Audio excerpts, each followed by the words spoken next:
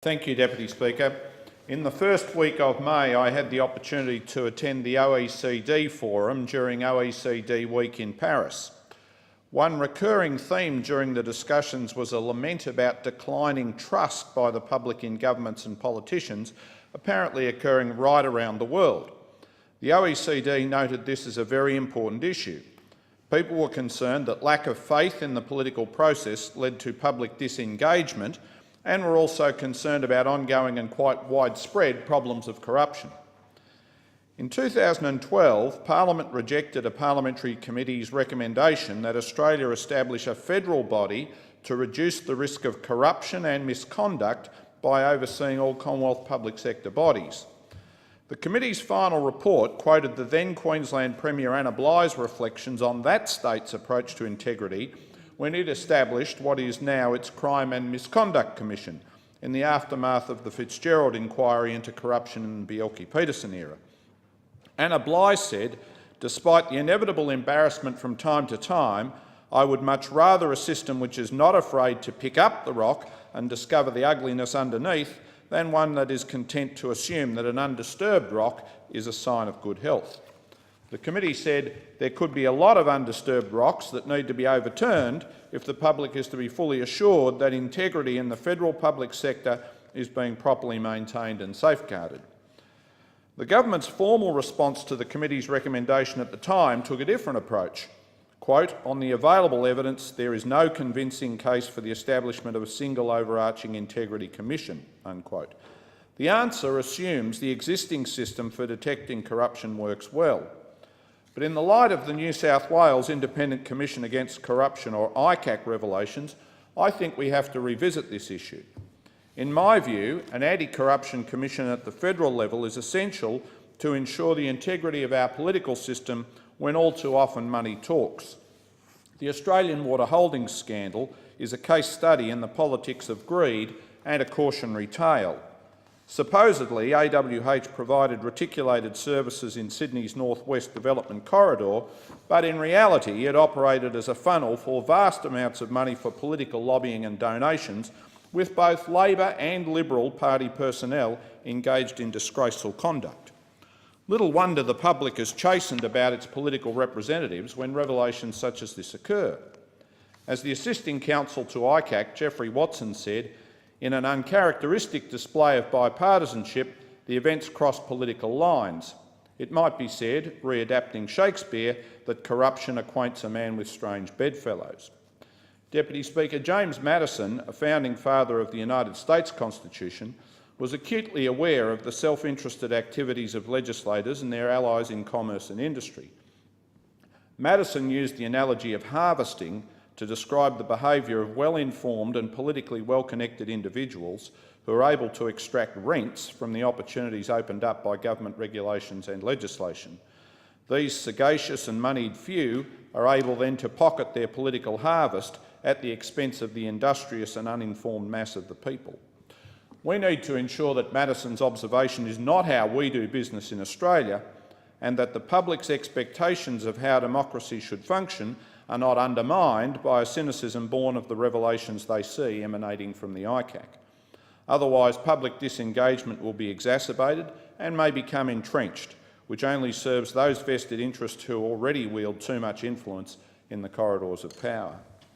This influence too has been demonstrated when it comes to political donations, which has become all too apparent with revelations flowing from the ICAC in New South Wales, which have been devastating for public confidence and trust in government, whether Labor or Liberal, and has been devastating in terms of confidence in the political process more generally.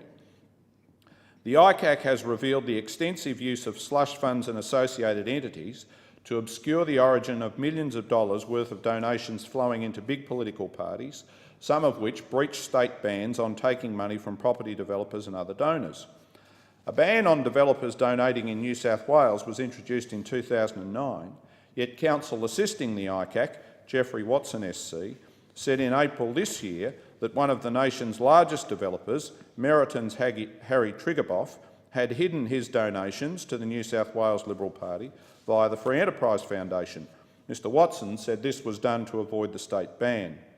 Mr Watson told the ICAC that the facts showed the foundation was a tool of the Liberal Party and the donations were immediately redonated to the party in what he described as a systematic subversion of the electoral laws.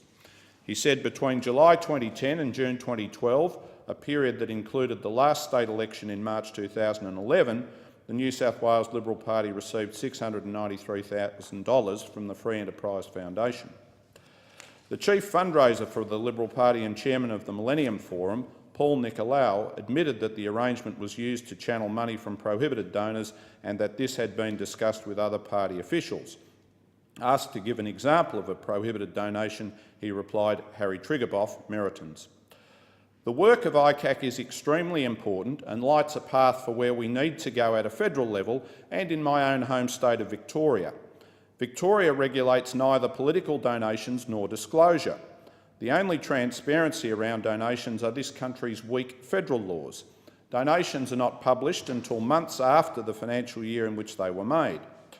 Victorians have the right to know what is happening behind the curtain and whether who is paying the piper is calling the tune, particularly when it comes to donations from developers and at a time when so much high-density residential development is taking place in Melbourne. Integrity and trust are critical not only to good government, they are critical to the public's faith in government. We're entitled to know who is paying whom and make political judgments based on knowing what is really going on. Reform is needed at the federal level.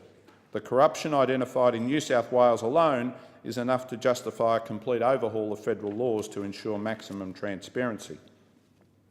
A 2012 Fairfax media analysis of returns to the Australian Electoral Commission showed in the case of Victoria's Liberal Party just a handful of donors were publicly conceded, a mere $485,000 out of the party's total income of $18.5 million for election year 2010-2011 was sourced to corporate, industry or individual donors.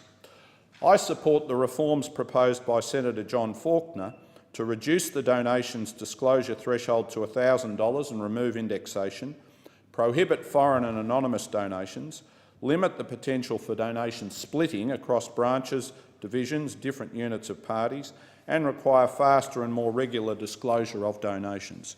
As Senator Faulkner said this year in a speech on the National Integrity Commission bill, I really do hope that the recent events in New South Wales will motivate all Australian political parties to work together for far-reaching and long overdue reform of our electoral donations, funding and expenditure laws.